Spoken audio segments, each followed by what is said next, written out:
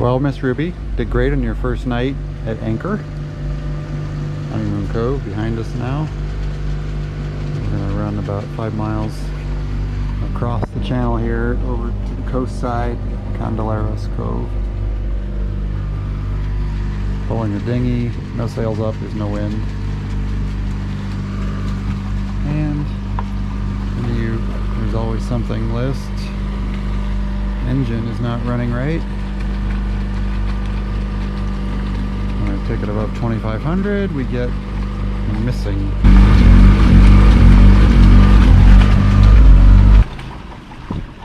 Idles perfectly.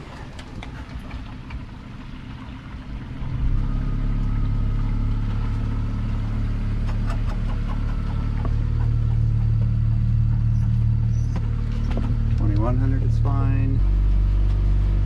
There, about 2700 is all we'll run.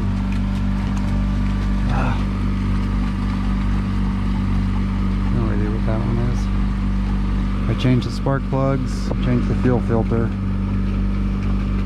Those are the two things I have control of. The rest of it's electronic, I think. I'll pull all the plugs apart and get some grease in there.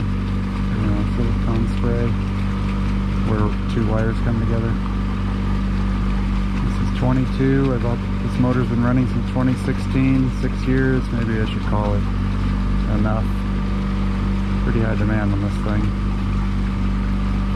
Power head's fine. It's all the accessories that get funky. And out here in the salt life, long times between running.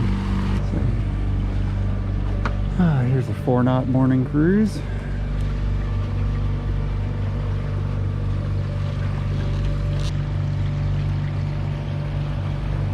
Puerto Escondido right over there.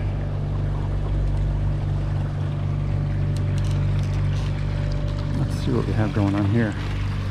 This is one of our 2 mooring lines on the bow. Actually had 4 attachments to the mooring. And this chafed through right here. Wow. I'll inspect the mooring, the harbor's mooring loop when I get back. I mean, I knew I was taking chances with no thimble on there, but it's pretty interesting. Okay.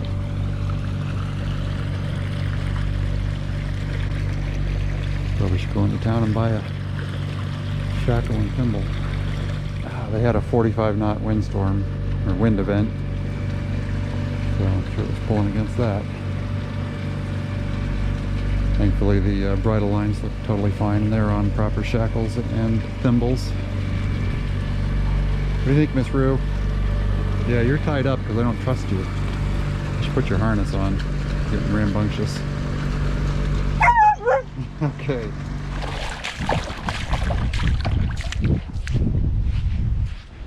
What'd you get?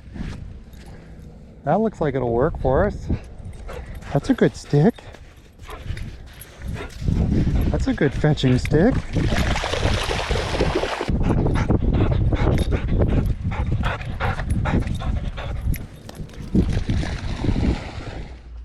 Okay, Ruby, we've had mega fetching on the shoreline here in Bahia Candelarios, Candlestick Bay. Have some lunch. That's how we get around. That guidebook, it is 5 years old. I don't have the latest version. And it said, watch for a possible development on the shoreline. Yeah, look at that thing. It's huge. Hundreds of rooms. There, we landed the dinghy over there and walked the whole beach. It's super shallow. You can see that lady walking. And Ruby, don't jump in the water again. Come on. She's had so much exercise in the last 2 hours. Come take a break. We're gonna do some boat cleaning. We're gonna fill the dinghy with gas and go exploring around the corner in the afternoon. Okay, lunchtime. Somebody sent cervezas. I didn't buy any beer. I blew it. Okay, Ruby, should we explore the area? Nice resort they made. Hey, stay in the boat. Where do you want to go? Over there? Here we go. Hold on.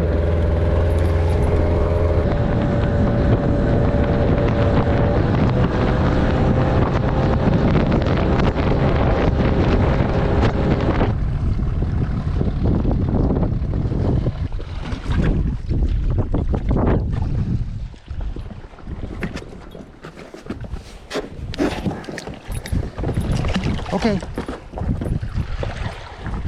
I got in. You can too. Somebody didn't bring shoes.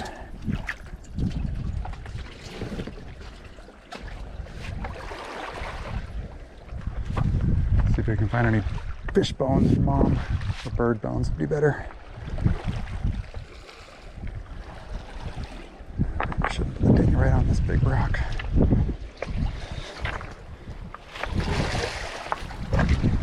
Ooh, yeah, the barnacles are super sharp.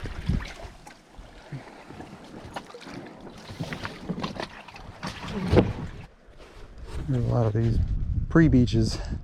It's not sand yet, but a lot of rocks, smooth and pushed up. Oh,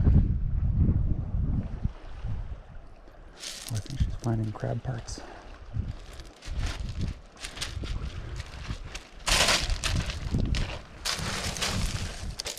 Starfish or octopus? What is that, Ruby? Shark heads. Hey!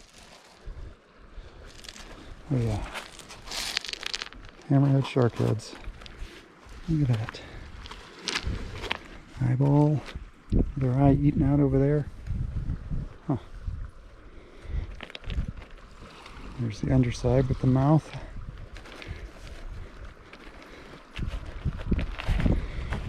Upside down hammerhead shark head. And the mouth's actually fairly small. Yeah. These are kind of gross. Why'd the fisherman cut all the faces off? Dog thinks it's interesting. Okay, new rule, bring shoes every time. Oh, even if you think they're just going, stay in the water. Ruby? Is that a hammerhead shark face? And a little urchin right there. That's Tenzante. These are 2 of the 3 Candlestick Islands. A lot of reefs out here. Dangerous navigating through this.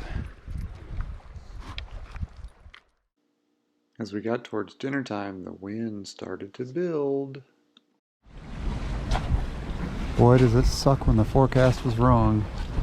So we're in this shallow bay. At least it's big, and it's supposed to be from the south at 10 to 15 this evening, calming down by midnight. Here it is, 7:30 p.m. We've had gusts pushing to 30 from due west. Oh, I hope this dies down. Come on, Ruby. No fun. You gotta come out here and go hurry up. Great time she has to go to the bathroom, huh? Oh well. Alright, this got pretty serious. It's really picked up way into the 30s now. He's jumping, I've got it side tied. 3 lines on it. Oh, that's not good. No. Oh boy. There's a little lull. It's nice. Not moving at all against the lights on the shore. And I've got the anchor alarm on the GPS. The whitecaps forming in here. It's only about 8 feet deep here. Plus.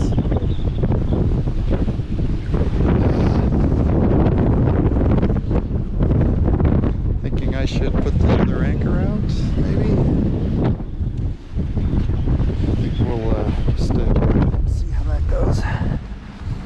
Oh, what time is it? 9 o'clock now.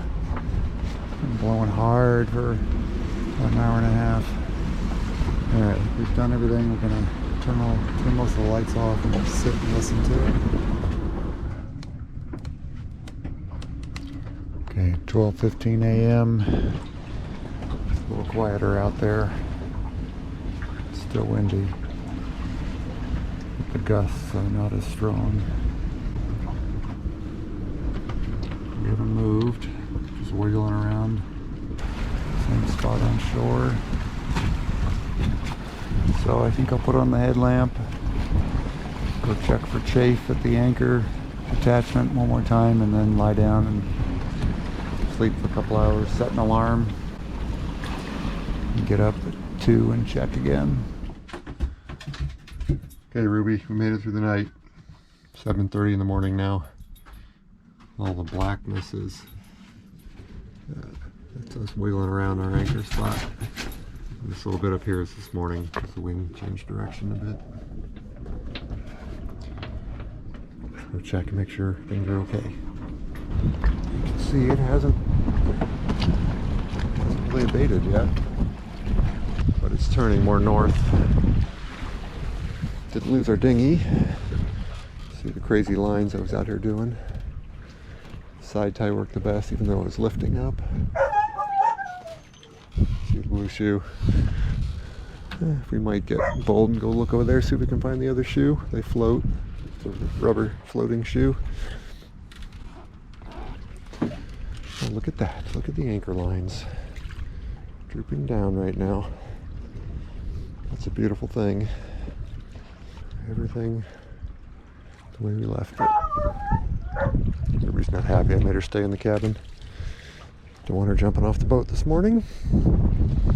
Yesterday she decided to jump off at low tide and there were sandbars showing and she swam over and ran around the resort edge. We're gonna kind of get rolling and get out of here. Go back to the harbor. Ruby, we've got dolphins over here. Here they are. Just a couple of them.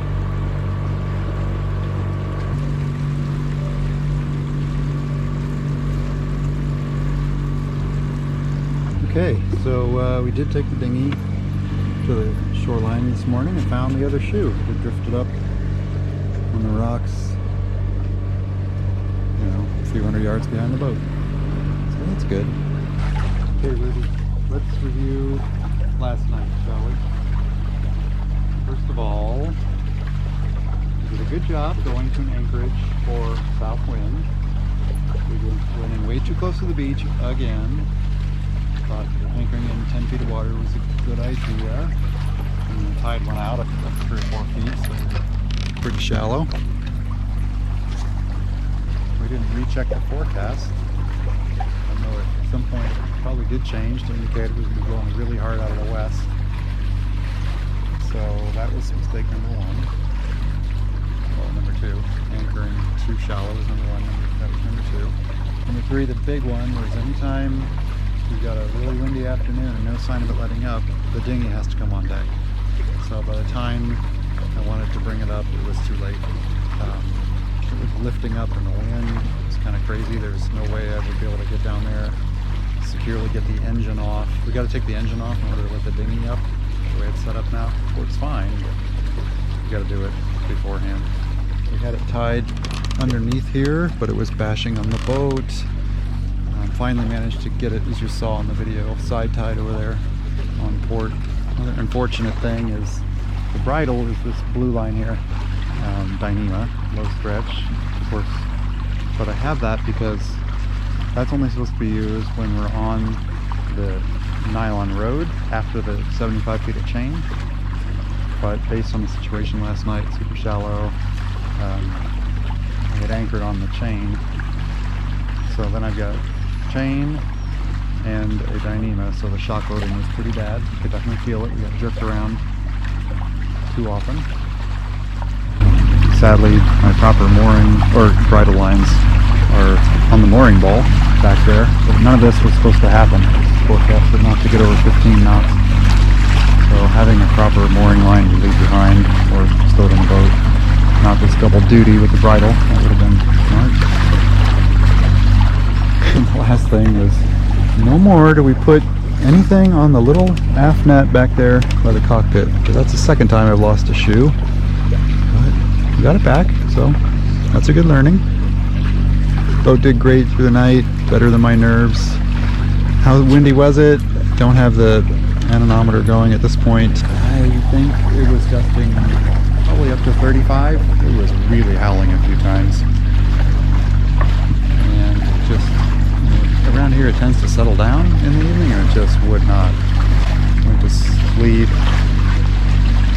a little after midnight, as you guys saw. By about 2 a.m. woke up again and checked, and it was starting to abate, so I went ahead and slept until 6, and it was fine.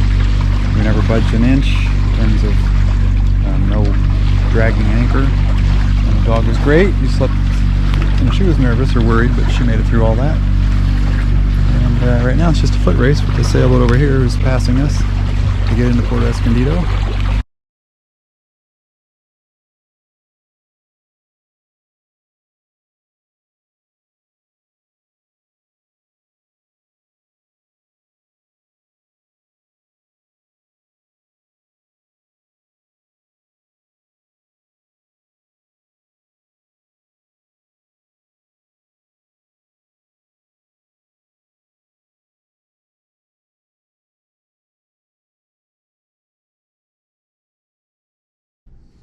Cool, we stuck the landing. Now we'll put the dinghy in the water, go get the bridle lines that are sitting on those two fenders over there, and clean all this up. And we're back. This morning we're hiking the Tripui Trail Network. This is gorgeous up here. Panorama for you.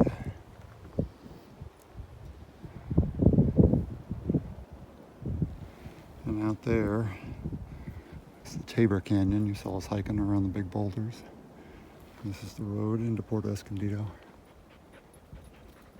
But shout out to the trail builders here. They did a great job. This is a really steep hill when they figured out all this little intricate switchbacks, nice rock steps. It's all marked.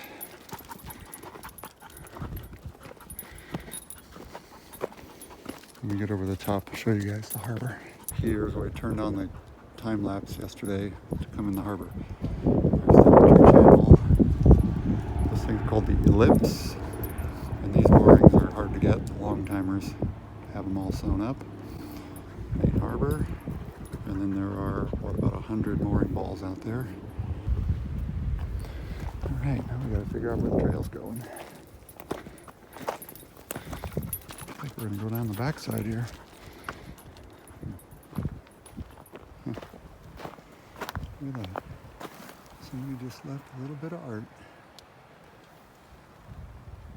The trail. Very nice. A big afternoon wind set in, so we drove into Loreto and took neighbor Chris to go for some banking and provisioning and poke around a bit. It wasn't too bad in the... The Loreto Church mission was established in 1692. So basically, Madre de las Misiones de Baja y Alta California. The head and the mother of the missions in Baja and Northern California. Wow, beautiful church. Okay, Jeannie, we're gonna come back and spend time checking this out. I like how the blocks sort of wave as they go. Saturday morning we did a half-hour troubleshooting on the motor. Didn't get anywhere. It's still rev above 2500. So we've just gotten it off. It's over there in the dinghy. And the wind's picking up, so we want to get this thing to shore as soon as possible. It sounds like Ruby wants to go to shore anyway. Okay, the motor's going back to Sausalito, to H&M, for a pro evaluation and tune-up. Gonna get it running like new again. You like that? Hey Ruby, ready to go to the boat? Okay.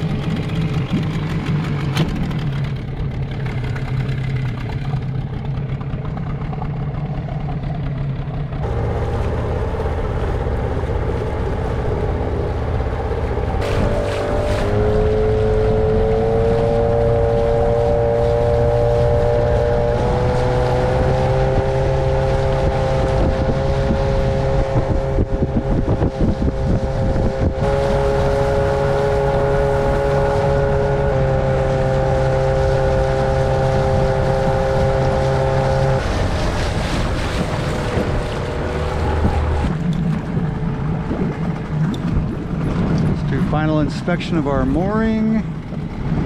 Everything looks good. Shackles are in place. Much better than I had it before. That's where the bowsprit can stay up. All right, we're good.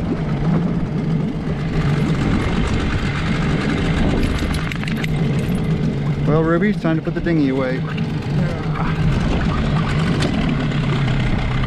we'll get a ride in from the shore boat.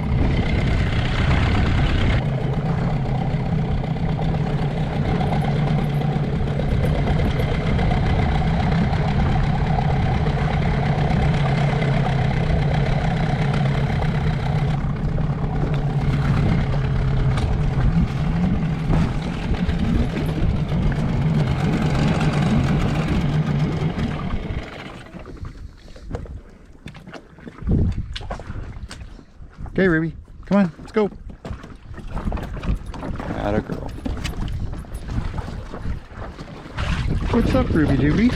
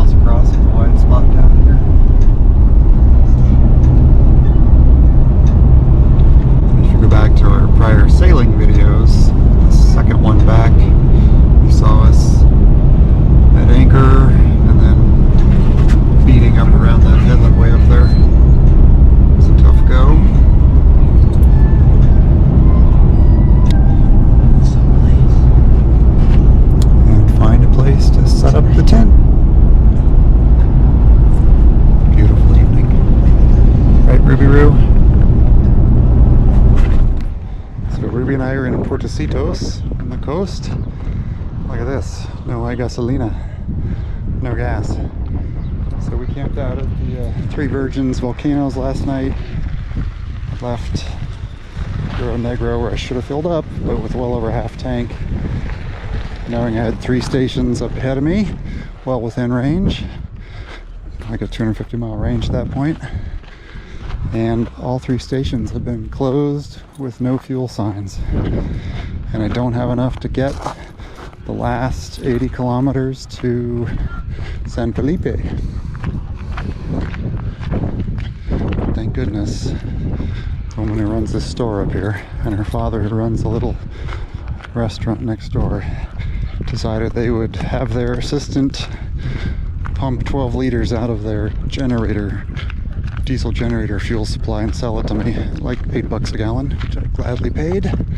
So hopefully we're not going to run out of diesel and get into the big town. That's Papa's restaurant and the daughter's store. Saved our bacon. Okay, it is a little under 50 miles to San Felipe. Showing range of 74. Got the cruise control set down at 50 miles an hour. And it's keeping us up above 20 miles to the gallon. Well, no, it's not. 18 to 22. But we're going into a big headwind, so I gotta drive really slowly to conserve fuel. Boy, I sure hope this works. Just enjoy the scenery. This is really dumb because there's a 5-gallon jerry jug sitting at home that needed a little more cleaning out and the spout wasn't quite right. So in the last minute I ditched it, saying, come on, just keep the tank over half full in Mexico, you'll be fine. Yeah, and then they close all the gas stations.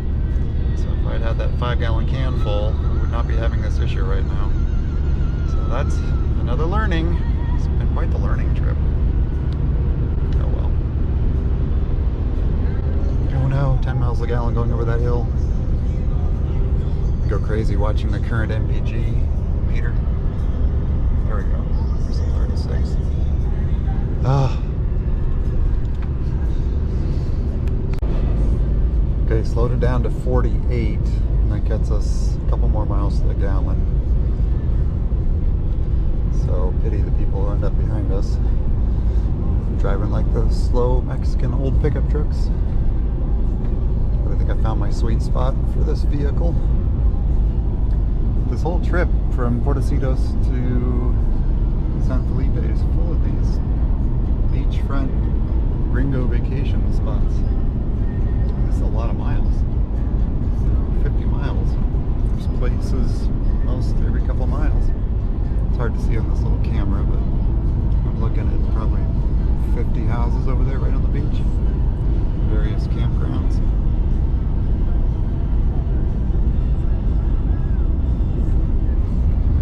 We got two cars behind me. Well, they can pass. Oh yeah, we just came over the hill. There's the Bay of San Felipe. Hallelujah. Really pays to drive slowly. That 1,000 RPM run leaves us with 47 miles of projected range here. Thank goodness. I was driving like a little old man. This is a pretty spot. It's really stark landscape. This is... yeah, well, we're on the beach because there's sand on the highway. Beautiful mountains here. There you go. Oh, it is low tide day. Pretty colors of the sea, the changing depths. Well, we're going to fill up with fuel and then park the truck, and Ruby and I are going to go down to the beach. One more dip in the Sea of Cortez. Try to relax after that stressful morning situation of no fuel or low fuel. Well, Ruby, the answer is yes. Good boat dog. So the trip was a success in that regard. She took to the boat really well. She loves the boat in motion. Sadly, she didn't get to go sailing, just motored, because I picked the wrong week. Just bad luck. We had a super high wind event, and it kept us in the harbor with our engine not 100%, and it was difficult just to get the boat off the mooring. So this wasn't prudent to go out sailing for her first time. But we're committed to coming back the same path since we've got the boat's engine in the pickup now. It's going to go get a full evaluation and make it like new again. We're sure getting a nice beach walk in here to finish off. We'll be leaving the sea here when we make the left turn out of San Felipe on Mexico Highway 5. We're headed for Mexicali and hopefully through the Century Lane at the border quickly back into California and motor up I-5. What do you think, Ruby? Got some boring car ride ahead of you? Here's a wiener dog. Yeah, mine's staying on her leash because she's a brat today. Too much car time.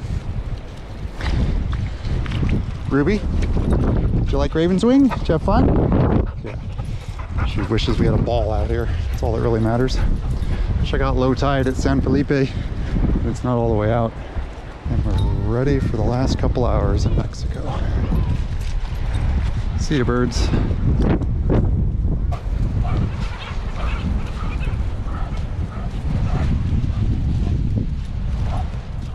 Special thanks to my traveling partner, 100% chocolate Labrador full of nuts, Miss Ruby Roo.